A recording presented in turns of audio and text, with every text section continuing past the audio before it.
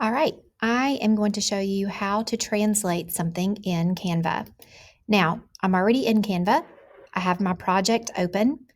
Please notice that I am under my teacher account. So the little gold crown is transparent. And the reason is because I am able to get the extra features as a teacher. You can pay for this tool or these extra features, or if you have an educator account, you can get them. So you're going to click resize and then go down. You've got to scroll down a little bit farther and it says magic switch translate. So we are going to click the button and tell it I want it to translate this into Spanish. I want it to apply to all pages.